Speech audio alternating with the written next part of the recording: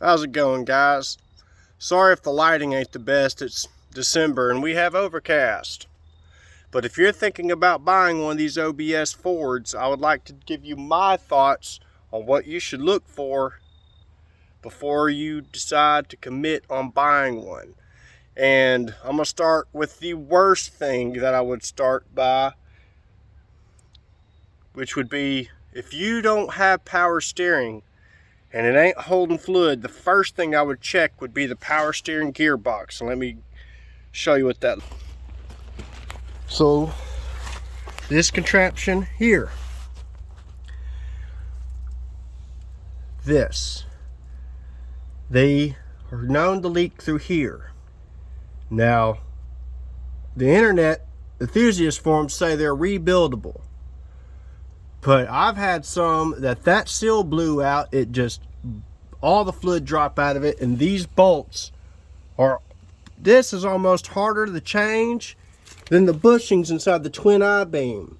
And that gets over to the next thing. The other thing to look for is play inside the twin I-beam, because them bushings are a pain in the neck to replace. They are replaceable,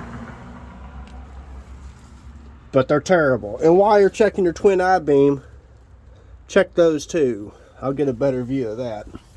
Whoop.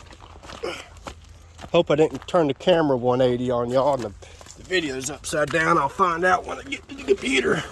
But this,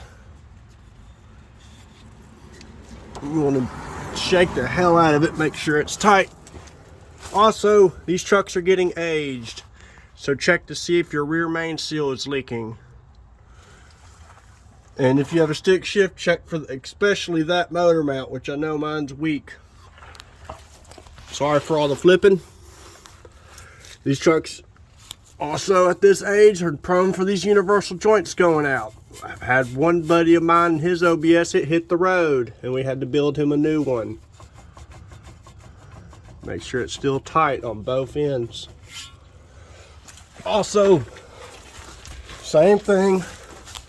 This applies to both diesels and gas burners, but these seals in here start to leak, which on the gas burner, it's not too bad. It's not too bad on the diesel either. It's just more of a pain because everything's bigger and forced down. But when this goes down, you'll start having wet spots right here. And that's a good tell sign that your rear end's wore, because chances are it was driven low and got hot. Back to the engine bay.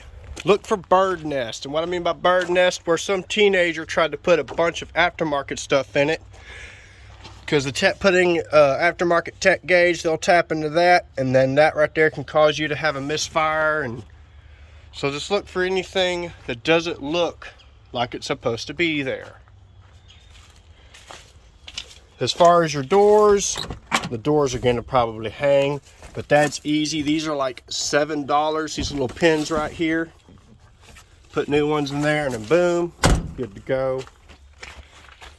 For my diesel buddies, I would look in the valley, up in here, like this. If your hand touch the valley, bring it out. Is it wet? Does it smell like diesel? And your fuel pump's probably leaking. The fuel pump is there. Just had to replace mine. All right.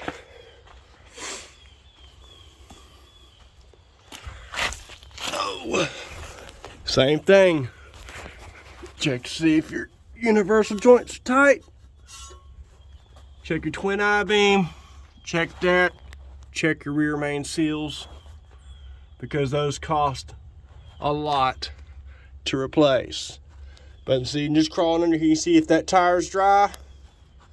See if that tire's dry. I know I'm not running duals right now. I just couldn't have the money for the other tires. Oh. But that power steering gearbox, out of all the things I mentioned, is like, ugh. I'd almost, if it's a manual, it ain't too scary to replace the rear main seal, but if it's an automatic, that's a lot of work. Lining up the torque converter back right. Oh. But other than that, these trucks are cheap and easy to fix, minus those things that I just mentioned. So if, yeah, that's all I got. Hope it helps.